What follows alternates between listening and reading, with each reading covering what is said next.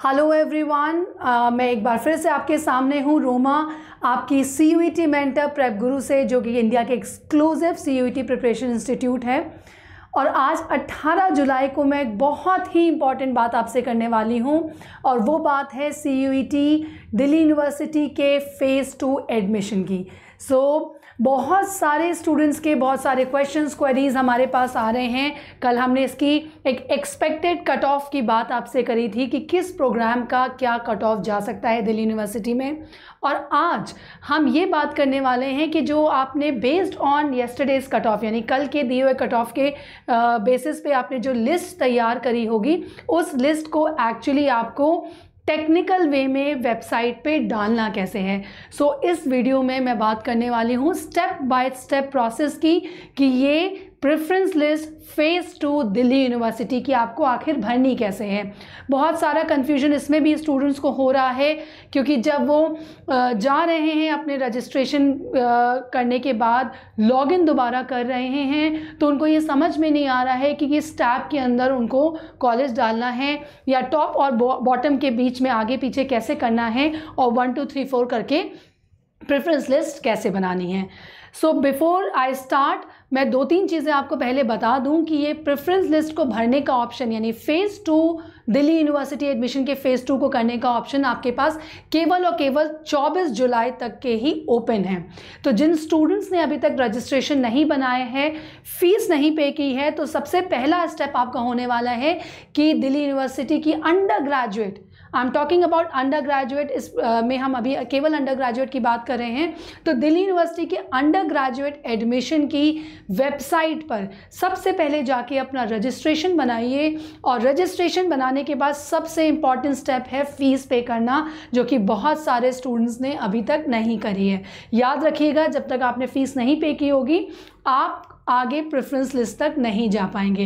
पहले आप रजिस्टर करके फ़ीस पे करिए, और ये बार बार मैंने अपने प्रीवियस वीडियोस में भी बताया है कि ये प्रोसेस आप कर लीजिए। और जब आपका ये प्रोसेस कंप्लीट हो जाएगा और आप दोबारा लॉगिन करेंगे, तो आप ये देख पाएंगे कि इस तरह से आपके पास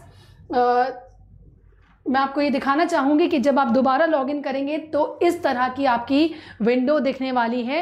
ये एक स्टूडेंट के से मैंने लॉगिन करके आपको दिखा रही हूँ, ताकि मैं आपको रियल टाइम पे एग्जैक्ट वे में बता सकूँ कि आपका फॉर्म दिखेगा कैसे। यहाँ पे 2 ऑप्शंस आपके सामने दिखेंगे लॉगिन करने के बाद, एप्लीकेशन फ़ेज़ 1 और एप्लीकेशन फ़ेज़ 2। मैं एक बार फिर से आपको ले जाती हूँ और दिखाती हूँ कि आपके फ़ेज़ 1 की एप्लीकेशन क्या है। आपकी फ़ेज़ 1 की एप्लीकेशन है आपके पर्सनल क्रेडेंशियल्स। दैट मीन्स कि जो भी आपका नाम है, आपका स्कोर है 10th-12th की मार्कशीट का, कैटेगरी है, आपके जो भी पर्सनल क्रेडेंशियल्स हैं, वो आपके फ़ेज़ 1 में आपको दिखाई देंगे। एक बार फिर से आप इनको देख लीजिएगा, क्योंकि इसमें बहुत सारी चीज़ें हैं जो अगर आप पहले जमा कर देते हैं, अगर आप फॉर्म सबमिट कर देते हैं, तो वो चेंज नहीं हो सकती हैं। आपका जो नाम है वो CUET के फॉर्म से एग्जैक्ट मैच करना चाहिए, और वो एग्जैक्ट नाम आपके डॉक्यूमेंट्स पे भी होना चाहिए, तभी आप कोई भी कैटेगरी या कोई भी एक्स्ट्रा बेनिफिट्स ले सकते हैं। फ़ेज़ 1 का फॉर्म यहाँ तक क्या है आपके पास रहेगा, जिसमें आपका डेट ऑफ बर्थ, सिग्नेचर और बहुत सारी चीज़ें हैं। तो ये अगर यदि आप पहले कर चुके हैं, तो ये आपको दोबारा नहीं करना है। मैं फिर से रिपीट कर दूं, अगर आप फ़ेज़ 1 रजिस्ट्रेशन कर चुके हैं, तो ये चीज़ आपको दोबारा नहीं करनी है, और दोबारा में आपको यहाँ पर आकर फ़ेज़ 2 एप्लीकेशन को कंप्लीट करना है। ये इस तरह से आपकी फ़ेज़ 2 एप्लीकेशन लिख के आ रहा है यहाँ पर, provide preference for programs and colleges. ये वेबसाइट पे लिखा हुआ है। आप चाहें तो इस वेबसाइट को हिंदी में भी एक्सेस कर सकते हैं, तो कोई ज़रूरी नहीं है आप अंग्रेज़ी की ही वेबसाइट पे जाएं। आपके पास दोनों ऑप्शन है, ये वेबसाइट ट्रांसलेटेड टू हिंदी भी है, तो आप हिंदी के वेबसाइट से जाकर भी ये फॉर्म भर सकते हैं। फ़ेज़ 2 जब जाएंगे, तो नीचे इस तरह का बटन आपको स्टार्ट का दिखेगा। आप इस पर क्लिक करेंगे तो इस तरह की विंडो आपके सामने खुल के आएगी। विंडो में बहुत सारी चीज़ें हैं। सब्जेक्ट मैपिंग पहली चीज़ है, सब्जेक्ट मैपिंग की। ये वो सब्जेक्ट हैं जो आपने फ़ेज़ 1 में अपने मार्कशीट के सब्जेक्ट डाले थे। जो भी सब्जेक्ट आपने 11th या और 12th में लिए थे और आपने उसको फ़ेज़ 1 फॉर्म में डाला था, वो सब्जेक्ट यहाँ रिफ्लेक्ट करेगा। जैसे कि इस पर्टिकुलर स्टूडेंट की मैं बात करूँ तो उसके पास क्लास 12th में accounts, English, business studies, economics, PE और एंटरप्रेन्योरशिप थी। आपके सब्जेक्ट और कुछ होंगे और वो होंगे करस्पॉन्ड करते हुए आपके 12th की मार्कशीट को। तो ये आपका पहला पेज होगा इसका फेज 2 का। इसके बाद नीचे वाले इसमें ये लिख के आ रहा होगा कि कौन कौन से सब्जेक्ट का टेस्ट आपने CUET में अटेम्प्ट किया है। मैं फिर से बता दूं, यहाँ पे लिख के आ रहा होगा कि CUET टेस्ट पेपर, देखिए यहाँ पे CUET टेस्ट पेपर में आपने कौन कौन से सब्जेक्ट अटेम्प्ट किए हैं वो यहाँ पे लिख के आ रहे होंगे। सो आपको क्लियरली पता चल जाएगा कि CUET आपके ये सारे सब्जेक्ट्स के ही बेसिस पे दिल्ली यूनिवर्सिटी आपको एडमिशन देगा। सो ये वो सब्जेक्ट हैं जो दिल्ली यूनिवर्सिटी या कोई भी और यूनिवर्सिटी कंसिडर करेगी आपको एडमिशन देने के दौरान। सो आगे देखते हैं, जब आपका ये वाला पेज एग्जैक्ट आ रहा हो, सब चीज़ें इसमें सही हो, आप प्रोसीड टू प्रोग्राम एलिजिबिलिटी, यानी यहाँ नीचे दिया गया एक ब्लू कलर का टैब है, उसको क्लिक करिएगा और ये इस तरह से आपका नेक्स्ट पेज खुल के आ जाएगा। आपके नेक्स्ट पेज पे लिखा होगा कि आपका ये एक्चुअली में CUET का स्कोर कार्ड है। सो आपके किस सब्जेक्ट में कितने परसेंटाइल हैं और कितने मार्क्स हैं, इस तरह से आपको यहाँ पे दिखाई देगा। सो आप चेक कर सकते हैं जो स्कोर कार्ड है वो एग्जैक्टली यहाँ पे पड़ा होगा। सबसे इम्पॉर्टेंट चीज़ इस पेज की वो है जो बहुत सारे स्टूडेंट्स मिस कर जाते हैं, वो ये है कि जब आप इसमें स्क्रॉल डाउन यानी नीचे जाएंगे तो आप देखेंगे कि किस किस प्रोग्राम के लिए आप एलिजिबल हैं। वो एक पूरी लिस्ट यूनिवर्सिटी ने आपको दी हुई है बेस्ड ऑन कौन कौन से सब्जेक्ट्स आपने CUET में लिखे थे, उसके बेसिस पर यहाँ पे पूरी एक दिल्ली यूनिवर्सिटी ने आपको लिस्ट दी हुई है कि आप किस किस प्रोग्राम के लिए एलिजिबल हैं। यदि उस प्रोग्राम के लिए आप एलिजिबल नहीं हैं तो सेकंड कॉलम में प्रोग्राम के सामने ये स्कोर ना लिखकर लिखा होगा that you are not eligible, यानी आप इस प्रोग्राम में अप्लाई नहीं कर सकते हैं। तो आइए देखते हैं इस पर्टिकुलर केस में किस तरह से है, ताकि आपको अपने केस में भी सेम चीज़ समझ में आए। सो BA के लिए ये बच्चा एलिजिबल है और BA के लिए CUET के कौन कौन से सब्जेक्ट दिल्ली यूनिवर्सिटी कंसिडर करेगा आपके दिए हुए, वो इसके सामने लिखा हुआ है। टोटल मार्क्स भी कैलकुलेट करके उन्होंने यहाँ पे लिखे हुए हैं। दैट मीन्स अगर आप BA इन साइकोलॉजी ये बच्चा अप्लाई करता है तो 582 मार्क्स, इतने मार्क्स उसको वेटेज मिलेगी, इतने मार्क्स की, यही मार्क्स उसके दिल्ली यूनिवर्सिटी के एडमिशन के लिए कंसिडर किए जाएंगे। अब आते हैं इस लिस्ट में, नीचे देखते जाएंगे तो आपको समझ में आता जाएगा कि दिल्ली यूनिवर्सिटी किस कोर्सेज के लिए आपको एडमिशन दे सकता है या किस कोर्सेज में आप एलिजिबल हैं अप्लाई करने के लिए। मैं फिर से रिपीट करना चाहूँगी अपने सेंटेंस को, ताकि ये बात सारे स्टूडेंट्स को क्लियर हो जाए कि जो कोई भी कोर्सेज यहाँ लिस्टेड हैं, आप केवल उन्हीं कोर्सेज में अप्लाई करने के लिए एलिजिबल हैं जिन कोर्सेज में दिल्ली यूनिवर्सिटी ने आपको इस लिस्ट के अकॉर्डिंग एलिजिबल किया है। एक एग्जाम्पल के तौर में मैं आपको दिखा देती हूँ। BA ऑनर्स इकोनॉमिक्स के सामने लिखा है minimum eligibility condition not satisfied, यानी कि ये particular student BA honours economics को नहीं भर सकता है। यदि आप एलिजिबल नहीं होंगे उस पर्टिकुलर प्रोग्राम के लिए तो आपके प्रोग्राम के सामने इस तरह से लाल शब्दों में लिखा होगा कि आप इस प्रोग्राम के लिए एलिजिबल नहीं हैं। मैं चाहूँगी हर स्टूडेंट प्रेफरेंस लिस्ट भरने से पहले इस पूरी लिस्ट को ध्यान से पढ़ ले और इस लिस्ट के बेसिस पे आप हमारा कल का वीडियो फिर देखिए और देखिए कि क्या कट ऑफ्स हमने प्रिडिक्ट किए हैं और कौन कौन से टॉप के कॉलेजेस हैं। तो एक रफ लिस्ट आप अपने हाथ में बना के रखिए ताकि आप इस पोर्टल का फेज़ 2 का सबसे इम्पॉर्टेंट पार्ट जो है, जो कि प्रेफरेंस लिस्ट बनाना है, उसको आप अच्छे से ध्यानपूर्वक कर पाएँ। सो आइए देखते हैं, जब आप इसको पूरा नीचे तक लेके जाएंगे आपको एक एक सब्जेक्ट और एक एक कोर्स के बारे में पता चलता जाएगा कि किस किस में आप अप्लाई कर सकते हैं। इस लिस्ट के अंत में जब आप जाएंगे तो अगेन आपको एक यहाँ पे ब्लू टैब मिलेगा और उस पे जाकर आप वापस ऊपर जाकर आप नेक्स्ट फेज़ की ओर बढ़ सकते हैं। मैं फिर स्टूडेंट्स को बोलना चाहूँगी कि इस लिस्ट को बहुत ध्यान से देखिएगा, आपकी एलिजिबिलिटी क्राइटेरिया को ध्यान से समझ लीजिएगा और उसके बेसिस पे पेन एंड पेपर के साथ बैठकर एक रफ लिस्ट पहले तैयार कर लीजिए कि आप कौन कौन से कोर्सेज और कौन कौन से कॉलेजेस में अप्लाई करने के लिए डाल सकते हैं दिल्ली यूनिवर्सिटी में। जब आप ये प्रोसेस कर लें प्रोसीड टू नेक्स्ट, इस ब्लू बटन को आप दोबारा दबाएंगे तो आप इसके नेक्स्ट पेज पे चले जाएंगे जहाँ पे आपको असलियत में प्रेफरेंसेस डालने पड़ेंगे।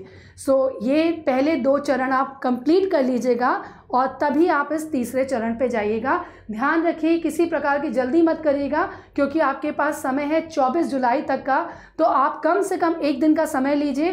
पहले 2 टैब को ध्यान से पढ़िए, अपनी एक लिस्ट तैयार करिए और उस लिस्ट के बेसिस में आप इस तीसरे टैब को यानी प्रेफरेंस लिस्ट को भरने के लिए जाइए। प्रेफरेंस लिस्ट में आपको अगेन ये सारी चीज़ें दिखाई देंगी फॉर्म में। ऊपर यहाँ ऑप्शन है कि आप अपने प्रोग्राम को चुनें। अगर मैं मान लीजिए मुझे बीए हिस्ट्री में बीए ऑनर्स हिस्ट्री डालना है, तो मैं यहाँ पे बीए ऑनर्स हिस्ट्री सिलेक्ट करूँगी और जब अप्लाई का फ़िल्टर डालूँगी तो आपके लेफ़्ट हैंड साइड पे, आपके उल्टे साइड पर दिल्ली यूनिवर्सिटी के वो सारे कॉलेजेस की लिस्ट अल्फ़ाबेटिकल ऑर्डर में आ जाएगी जो भी BA honours in history courses देते हैं। यानी जो भी एडमिशन के लिए बच्चे बीए ऑनर्स हिस्ट्री एडमिशन के लिए जाना चाहते हैं, उनके पास इन कॉलेजेस की एक लिस्ट तैयार होगी दिल्ली यूनिवर्सिटी की कि ये कॉलेजेस आपको बीए ऑनर्स इन हिस्ट्री करवाते हैं। इन कॉलेजेस की लिस्ट में आप ऊपर नीचे जा सकते हैं और अपने फर्स्ट, सेकंड, थर्ड प्रायोरिटी के हिसाब से जो भी कॉलेज आपको ऐड करना है, आपके सामने ये सपोज़ मैं आपको बता देती हूँ। अगर मुझे BA honours history Hindu college का डालना है तो इसके सामने मेरे पास ये 3 ऑप्शन आ रहे हैं, add to top, add to bottom, add to preference number. यानी लिस्ट के सबसे ऊपर ऐड करिए, लिस्ट के सबसे नीचे ऐड करिए, या अपनी इच्छा के स्वेच्छा अनुसार जिस नंबर पे भी आप ऐड करना चाहते हैं आप उस नंबर पे इसे ऐड कर सकते हैं। अगर मैं यहाँ add to bottom add to top करूँगी तो आप यहाँ देख पाएंगे कि हिंदू कॉलेज मेरी प्रेफरेंस लिस्ट में ऊपर ऐड हो चुका है, और अगर मैं प्रेफरेंस नंबर डालती हूँ तो उस नंबर पे ऐड हो जाएगा। ये प्रक्रिया आपको अपने सारे कोर्सेज के लिए करनी है जिस जिस कोर्स में भी आप अप्लाई करना चाहते हैं। एक बहुत इम्पॉर्टेंट टिप मैं यहाँ पे आपको देना चाहूँगी, अगेन वो बहुत ही कंफ्यूजिंग है कई सारे बच्चों के लिए। तो कुछ बच्चों ने मुझसे पूछा था कि अगर हम हिंदू के लिए मान लीजिए बीए इन हिस्ट्री डाल रहे हैं तो क्या हम हिंदू के लिए बीए इन पॉलिटिकल साइंस या बीए इन इंग्लिश या जनरल बीए प्रोग्राम डाल सकते हैं कि नहीं। तो मेरा जवाब है जी, आप बिल्कुल डाल सकते हैं। उन सभी के लिए आपको सेम प्रक्रिया करनी पड़ेगी। आपको यहाँ से अपनी पसंद का कोर्स चुनना होगा। मान लीजिए आपने चुना, पहले आपने चुना था यहाँ पे बीए इन हिस्ट्री, अब आपने चुना बीए इन इंग्लिश। उसी तरह से आप फिर से अप्लाई फ़िल्टर करिए, तो नीचे जब आप जाएंगे तो जितने भी कॉलेजेस इंग्लिश में बीए करा रहे हैं दिल्ली यूनिवर्सिटी की, उसकी एक लिस्ट आ जाएगी। अगर आपने पहले हिंदू डाल दिया है हिस्ट्री के लिए, तब भी आपके पास दोबारा में भी यहाँ पे ऑप्शन आएगा हिंदू कॉलेज का, और आप फिर से उसको अपने दूसरे प्रोग्राम के लिए भी डाल सकते हैं। कुछ इस तरह से आप ऊपर नीचे जाके ये देखिए, BA honours English Hindu college, ये ऑप्शन आपको दोबारा तिबारा 4, 5 बार 5 जितनी भी बार चाहेंगे उतनी बार ये ऑप्शन अलग अलग कोर्सेज़ के लिए आपके पास आता रहेगा। तो कुछ बच्चे कॉलेजेस को प्रेफरेंस दे रहे हैं कि हमें टॉप कॉलेज में ही पढ़ना है, हम कोर्स से कॉम्प्रोमाइज़ कर लेंगे या कोर्स को डाइवर्सिफाई कर लेंगे, ये आपकी इच्छा है। तो आप एक ही कॉलेज के 7 से 8 कोर्सेज भी डाल सकते हैं, प्रोवाइडेड पिछले वाले फेज़ में आप उसमें एलिजिबल थे। यानी पिछला वाला टैब जहाँ पे मैंने आपको दिखाया था, अगर आपके सामने एलिजिबिलिटी क्राइटेरिया में एलिजिबल है तो आप वो सारे ही कोर्सेज हर कॉलेज के अप्लाई कर सकते हैं। इस तरह से आप कितने भी कॉम्बिनेशंस बनाकर अपनी फाइनल प्रेफरेंस लिस्ट जो यहाँ बनती चली जाएगी उसको बना सकते हैं। तो इस तरह से स्टूडेंट की ये फाइनल लिस्ट है। जितने भी कॉलेज आपने सिलेक्ट किए हैं, नंबर ऑफ़ कॉलेज और प्रेफरेंसेस का एक कॉम्बिनेशन आपके पास ऊपर आएगा। इस बच्चे ने 70 कॉलेजेस और कॉम्बिनेशन सिलेक्ट किए हैं, तो आप यहाँ देख पा रहे हैं कि 70 लिख के आ रहा है और नीचे इस स्टूडेंट के सारे कॉलेजेस की लिस्ट आ रही है। फिर ध्यान रखिएगा कि इस प्रक्रिया को करने से पहले कई बार इसके बारे में विचार कर लें अपने पेरेंट्स के साथ, अपने मेंटर्स के साथ और एक्सपर्ट्स के साथ बैठकर, ताकि आप सही तरीके से अपनी प्रेफरेंस लिस्ट को डाल सकें। कोई भी गलती अगर आप इस स्टेप में करते हैं तो कॉलेज आपको एप्लीकेशन के बाद भी अगर आपने ढंग से कॉलेज नहीं भरा है तो हो सकता है आपको एक भी कॉलेज अलॉट नहीं हो। इसलिए आप अपने एक्सपर्ट के साथ मिलकर एक प्रेफरेंस लिस्ट को बनाइए। अगर आपको कोई भी कन्फ्यूजन है तो हमारे इस चैनल पे सब्सक्राइब रहिए, नीचे दिए गए नंबरों पे आप हमसे संपर्क कर सकते हैं। और प्रेफरेंस लिस्ट को बनाने के लिए अभी आपके पास 24 जुलाई तक का समय है, तो इस बात को ध्यान रखिएगा कि कोई भी जल्दबाजी ना करिए, क्योंकि जो प्रेफरेंस लिस्ट आप बनाएंगे उसी के बेसिस पे दिल्ली यूनिवर्सिटी की सीटें आपको अलॉट होंगी। सीट अलॉट होने के लिए दिल्ली यूनिवर्सिटी ने 1 अगस्त का टाइम दिया है, तो पहली लिस्ट उनकी 1 अगस्त को आउट होगी और दूसरी 10 अगस्त को। तो ये 2 इंपॉर्टेंट डेट्स दिल्ली यूनिवर्सिटी ने आपको दे रखी हैं। जब आपकी ये लिस्ट बन जाए, वहाँ टॉप कॉर्नर पर सेव चेंजेस करके आप सेव कर लीजिएगा, तो ये लिस्ट आपकी सेव होती चली जाएगी। ऐसा नहीं है कि एक बार आपने लिस्ट को सेव कर लिया तो आप दोबारा जाके उसमें चेंजेस नहीं कर सकते हैं। 24 जुलाई तक आप इस लिस्ट को जितनी भी बार चाहें उसमें चेंजेस कर सकते हैं। तो यदि आपको बाद में लगता है कि आपने कोई कोर्स मिस कर दिया है या कोई कॉलेज मिस कर दिया है, तो ये भी आप 24 जुलाई तक कर सकते हैं। फाइनली जब आपकी ये पूरी लिस्ट तैयार हो जाए, आप सेव चेंजेस करके आप इसको एक बार प्रीव्यू ज़रूर कर लें कि आपके इच्छा के अनुसार ये लिस्ट तैयार हुई है कि नहीं।